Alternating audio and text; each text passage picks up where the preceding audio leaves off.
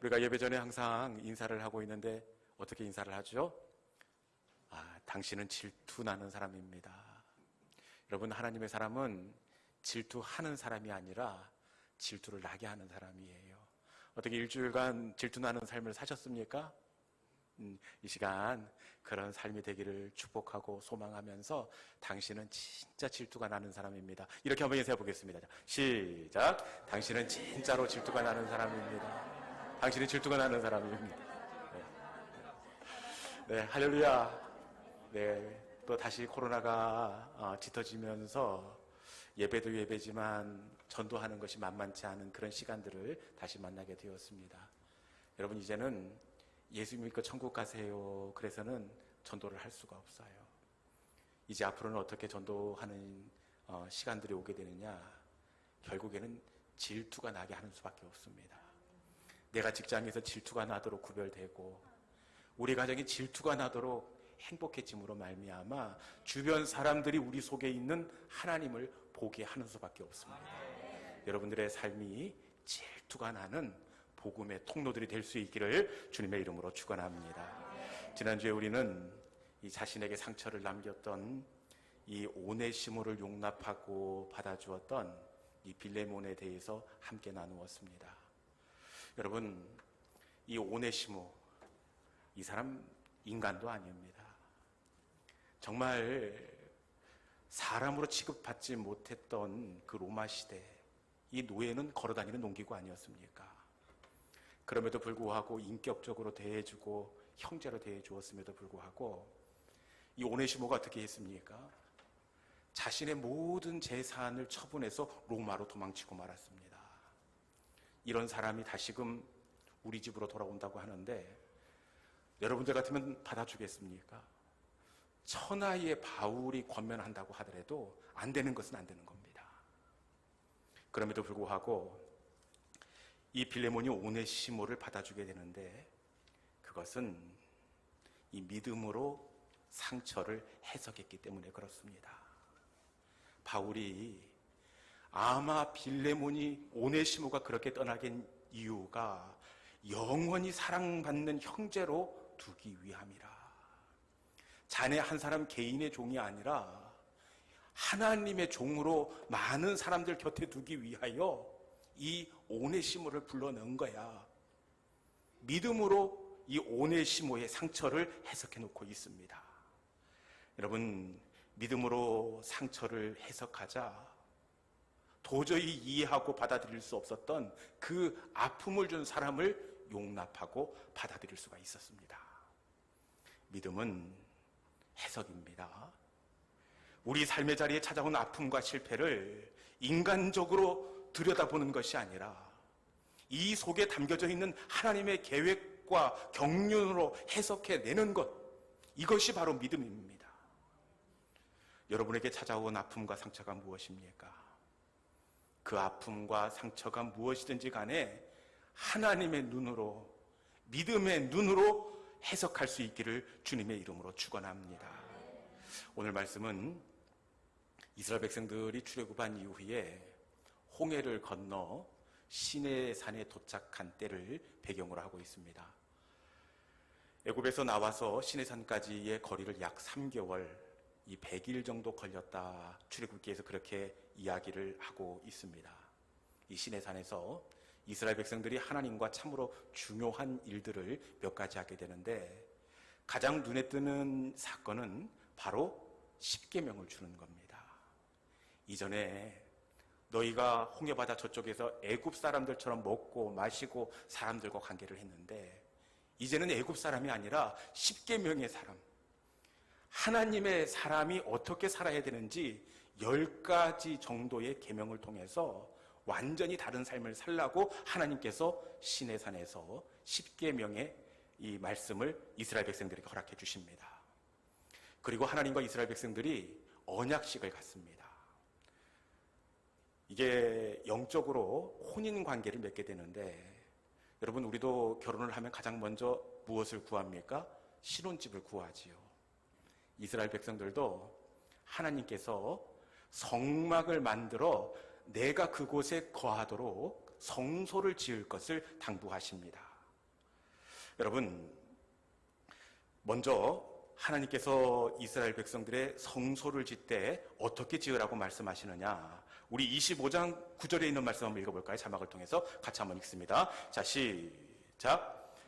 내가 내게 모이는 모양대로 성막을 짓고 기구들도 그 모양을 따라 지을지니라. 아멘. 성막을 짓되 어떻게 지으라고요? 내가 내게 보이는 모양대로 장막을 지으라, 이렇게 말씀합니다. 사실 우리가 성경 통독을 해나가면서 가장 먼저 겪는 시험이 바로 이 성막 만드는 대목입니다.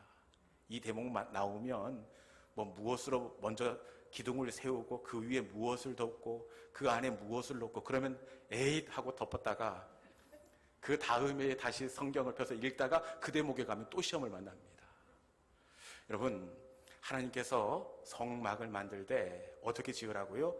내가 내게 보이는 모양대로 지으라, 이렇게 말씀합니다. 먼저 우리 그 성막의 그림을 통해서 기본적인 모양이 어떻게 구성이 되어 있는지 그림을 한번 확인해 볼까요? 이게 바로 성막입니다. 성막은 그 안쪽에 널판으로 뼈대를 세웁니다. 그리고 지붕을 호투로 덮는 것이 아니라 4개의 그 앙장으로 이 지붕을 덮게 되어 있습니다. 가장 안쪽에는 가늘게 꼰 배실로 원단을 해서 여기에 그룹을 수놓도록 되어 있습니다. 그룹이 뭡니까? 이 날개를 편 천사의 모양인데 제일 안쪽 배실에 청색, 자색, 홍색 실로 날개를 편 천사를 수놓도록 되어 있습니다. 그리고 그 위에 염소털로 꼰 앙장을 덮고, 그리고 빨간색 있죠? 저게 바로 순양의 가죽입니다. 순양의 가죽을 덮고, 그리고 그 뒤쪽에 약간 표범 무늬가 나는데 이게 바로 해달의 가죽으로 마지막 마무리를 하게 되어 있습니다. 이게 하나님께서 이스라엘 백성들에게 보이신 이 성막의 식양입니다. 이대로 지으라, 이렇게 말씀합니다. 여러분, 그런데 이 성막을 만약에 지금 이 도시에서 지으라고 하시면 순종할 수가 있겠지만 지금 이곳이 어디입니까? 시내산 꼭대기입니다. 시내산 꼭대기에서 이대로 지으라 하나님께서 말씀하실 때는 이들이 이 말씀대로 순종하는 것이 쉽지가 않습니다. 왜 그러느냐? 가장 안쪽에 놓인 그 앙장이 무엇으로 만들죠? 배실로 만들고 천사를 십자수를 놓습니다. 여러분, 이 앙장에 십자수를 놓는데 청색, 자색, 홍색 실입니다. 이 실을 시내산에서 어떻게 구합니까? 그리고 굳이 이 위에 다른 앙장을 덮기 때문에 밖에서 십자수를 놓는다고 해도 보여지지가 않습니다. 가장 거칠하면 화려하게 십자수를 놓겠지만 이거 십자수 놓으라고 하는데 이거 십자수 놓고 싶은 마음이 전혀 없습니다. 그렇지 않습니까? 십자수를 놓을 수 없는 이유들이 막 보이기 시작합니다. 그리고 이 배로 만든 앙장 위에 염소털을 꼬아서 만든 앙장을 덮고, 그리고 그 위에 붉은 물들인 순양의 가죽으로 덮습니다. 여러분은 그냥 덮으려니까 덮었나 보다 이렇게 말씀할 수 있는데, 여러분, 이 붉은 물 들인 순양의 가죽, 이 물들일 수 있는 염료를 어디서 구합니까? 이 시장에 있는 것도 아니고, 그리고 밖으로 드러나는 가장 바깥쪽이라면 혹시 물들일 수 있지만 이건 역시 그 위에 다른 것을 덮게 되어 있습니다. 아니, 합리적으로 생각을 해도 그렇지 염료를 구할 수도 없고, 그리고 밖으로 보여지는 것도 아니고 밑에가 받치고 있고 가운데 끼이는 건데 무슨 붉은색으로 염색을 하는 것을 염색을 하는 겁니까? 이해할 수가 없습니다. 하나님은 그럼에도 불구하고 이대로 만들라, 이렇게 말씀을 합니다. 그리고 이해할 수 없는 또 마지막 이유가 있는데, 그것은 가장 바깥쪽의 마무리를 4번째 그 앙장인데 무슨 가죽으로 하라고요? 해달의 가죽으로 마무리를 하라, 이렇게 말씀합니다. 여러분, 해달이 어떤 동물인지 들어보셨습니까?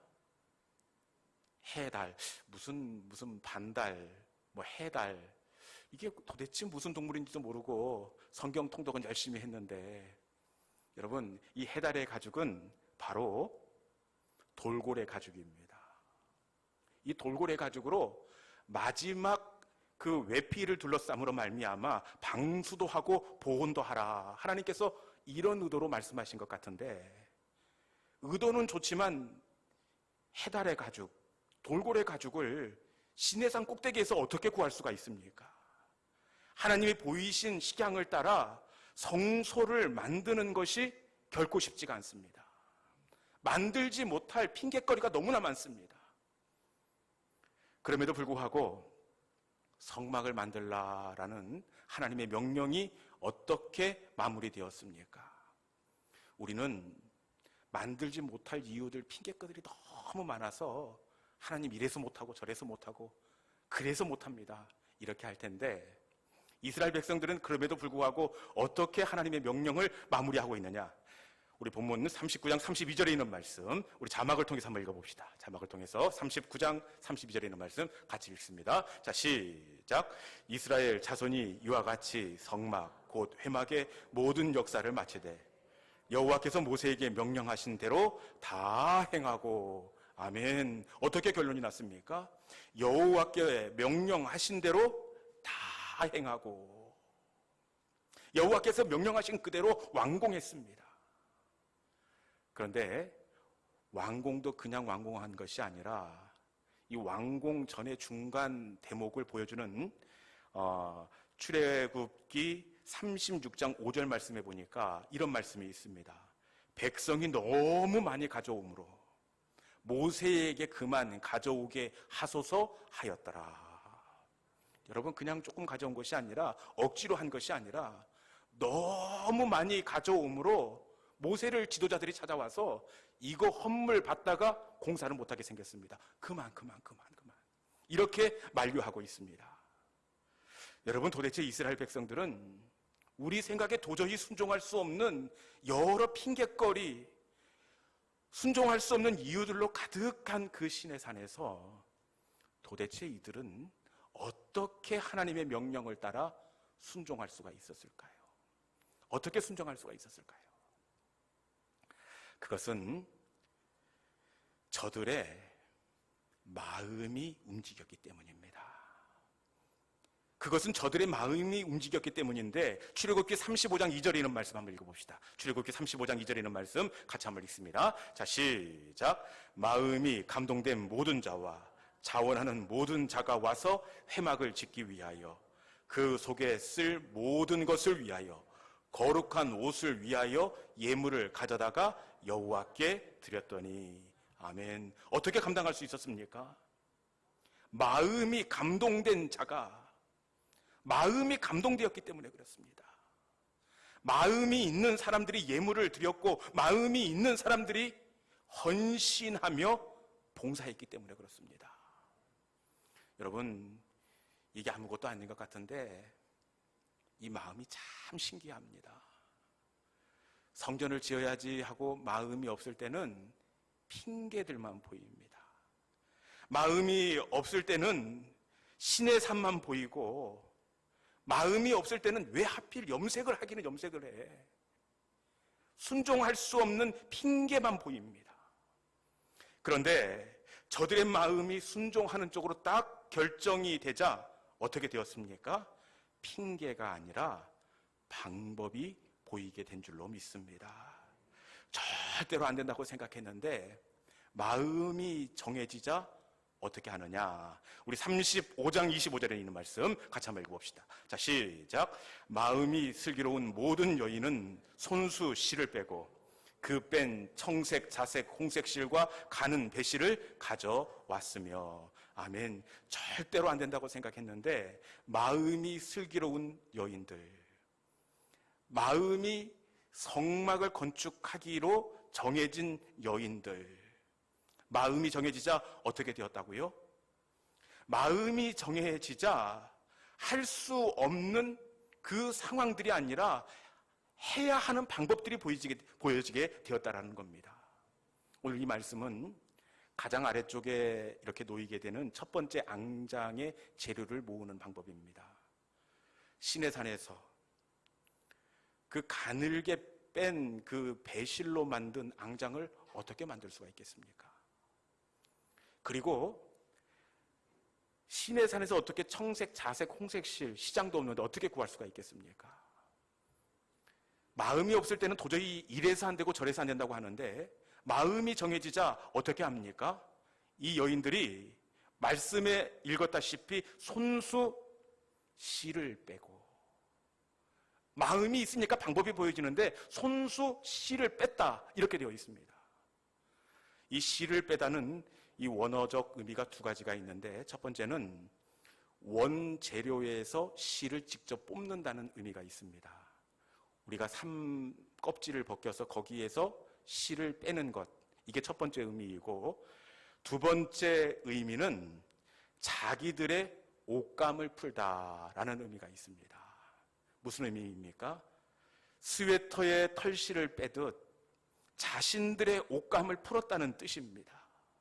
도저히 구할 수 없는 재료이지만 마음이 있으니까 숨겨졌던 방법들이 보이기 시작했다는 사실입니다. 여러분, 마음이 있으면 방법이 보여지게 될 줄로 믿습니다. 물두멍을 만드는 건 역시 마찬가지예요. 이 물두멍은 이 제사장들이 성막에서 봉사할 때에 손과 발을 씻는 꼭 필요한 성구입니다.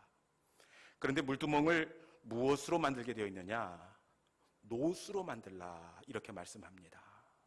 여러분, 이 시내산 꼭대기에 노수를 채취할 수 있는 장치가 있는 것도 아니고 어떻게 이 노수를 가지고 물두멍을 만들 수가 있겠습니까? 마음이 없으면 이래서 안 되고 저래서 안 됩니다. 그런데 이 물두멍을 만들어야지 하고 마음을 먹으니까 핑계가 아니라 방법이 보이게 되었습니다. 우리 출애굽기 38장 8절에 있는 말씀 같이 읽습니다. 자, 시작.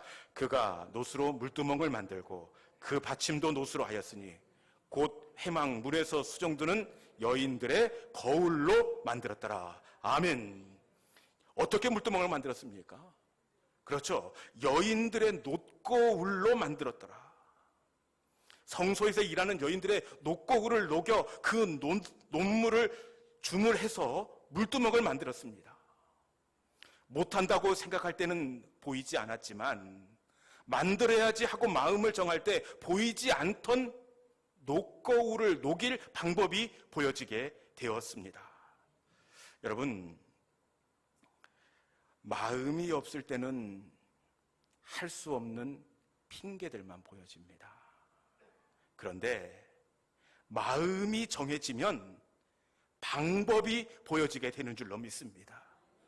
방법이 없는 것이 아니라 사실은 마음이 없는 게 문제입니다. 무너진 예루살렘 성전을 재건하는 일도 마찬가지였습니다. 바벨론에서 이스라엘 백성들이 무너진 성벽을 재건하기 위해 예루살렘으로 돌아옵니다. 그런데 그 대적들의 방해가 너무 심하다 보니까 그 수년 동안 성전 건축하는 일을 미루어 놓습니다. 여러분, 표면적으로 볼 때는 이 대적들의 방해가 너무 심했기 때문에 그렇게 보여집니다. 대적들의 방해가 너무 심해지니까 아직 하나님의 때가 아닌가 보다. 그리고 대적들이 너무 곤란하게 하니까 하나님의 뜻이 아닌가? 성전 건축하는 것 이거 하나님 뜻이 아닌가? 핑계가 보여졌다라는 겁니다. 그런데 여러분, 사실은 이때 이들의 마음이 없었기 때문에 할 수 없는 핑계거리만 보여줬다는 거예요. 하나님께서 이 성벽 재건을 어떻게 마무리하십니까? 하나님은 이 학개 선지자를 통하여 그들의 무너진 마음을 만지십니다. 그들의 마음이 회복될 때에 그들 가운데 성전 건축을 할 수 있는 동기가 부여지고 방법이 보여지게 되었다는 겁니다. 그동안에는 성전 건축하는데 제목이 없어서 핑계가 보였는데 학개를 통하여 그들의 마음을 만질 때에 산에 있는 나무들이 보여지게 되었고, 그 먼 거리지만 그곳에서 제목을 가져다가 보충해 성전을 건축하게 되었습니다. 여러분, 하나님은 일하실 때 어떻게 하시느냐? 항상 응답을 주시는 것이 아니라 마음을 주십니다. 승리를 먼저 주시는 것이 아니라 마음을 주십니다. 마음이 움직이면 방법이 보여지게 되어 있고, 마음이 정해지면 그곳을 향하여 나아갈 수 있기 때문에 그렇습니다. 여러분, 하나님은 응답을 주시는 것이 아니라 마음을 주십니다. 우리의 마음을 다시 은혜롭게 새롭게 하심으로 말미암아 하나님께서 원하시는 그 일들을 성취해 나아가기를 원하십니다. 오늘 성막을 이렇게 이스라엘 백성들에게 주시는데, 하나님께서 뚝딱뚝딱 망치로 성막을 만들어서 주십니까? 아니면 마음을 주십니까? 마음을 주십니다. 하나님께서 마음을 주시면 그 마음을 따라 방법을 강구할 수 있고 그곳으로 나아갈 수 있습니다. 우리의 마음이 움직이면 우리들 역시 감당할 수 있고, 우리의 마음이 새로워지면 우리도 우리의 삶의 자리를 헤쳐 나아가게 될 줄로 믿습니다. 이 시간 하나님이 우리의 마음을 만져주시기를 축원합니다. 우리의 마음을 위로하여 주시고 새롭게 하심으로 말미암아 우리의 마음이 정해짐으로 방법이 보여지고 새 힘을 얻는 우리 모든 믿음의 성도들이 될 수 있기를 주님의 이름으로 축원합니다.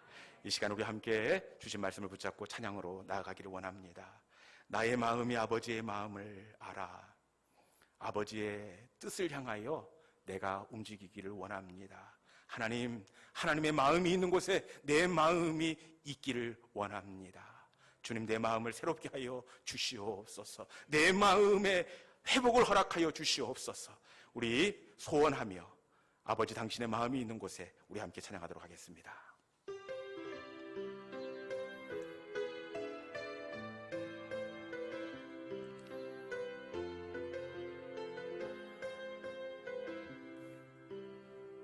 아버지 당신의 마음이 있는 곳에 나의 마음이 있기를 원해요.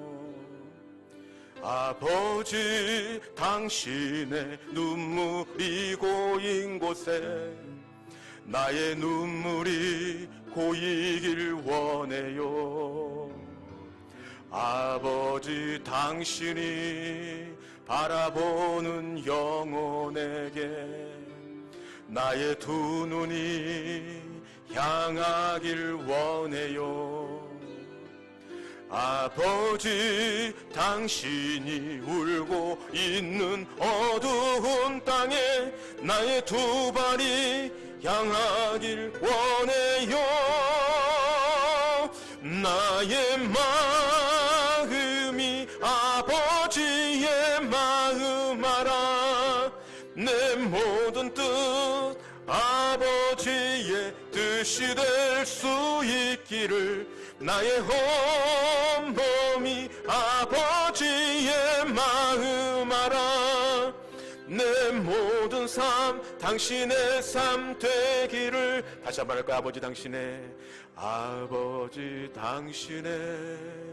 마음이 있는 곳에 나의 마음이 있기를 원해요. 아버지 당신의 눈물이 고인 곳에 나의 눈물이 고이길 원. 아버지 당신이 바라보는 아버지 당신이 바라보는 영혼에게 나의 두 눈이 향하길 원해요. 아버지 당신이 울고 있는 어두운 땅에 나의 두 발이 향하길 원해요. 나의 마음이 아버지의 마음 알아. 내 모든 뜻 아버지 아버지의 뜻이 될 수 있기를 나의 온몸이 아버지의 마음 알아 내 모든 삶 당신의 삶 되기 나의 마음이 아버지의 마음 알아 내 모든 뜻 아버지의 뜻이 될 수 있기를 나의 온몸이 아버지의 마음 알아 내 모든 삶 당신의 삶 되기를